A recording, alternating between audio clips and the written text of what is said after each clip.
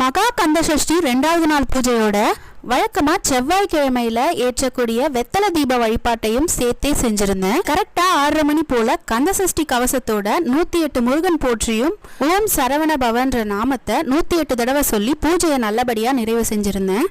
அப்புறம் இந்த மகா கந்த சஷ்டி விரதம்ன்றது குழந்தைக்காக வேண்டி இருக்கிறது மட்டும் இல்லாம நமக்கு என்ன தேவை வேணா இருக்கலாம். அதாவது உதாரணத்துக்கு வீட்டுல கடன் தொல்லை இருக்கலாம், வெளியில சொல்ல முடியாத அளவுக்கு மனக்கவலை இருக்கலாம். அதெல்லாம் நாம எம்பெருமான் முருகன் கிட்ட சொல்லி வேண்டிக்கிட்டு அவருடைய திருவடியே சரணம்னு புடிச்சுக்கிட்டு நீதான்ப்பா என் பிரச்சனையை பார்த்து சரி பண்ணணும் முருகான்னு 7 நாள் மிக கடுமையா இருக்கக்கூடிய விரதம் தான் இந்த மகா கந்த சஷ்டி விரதம்.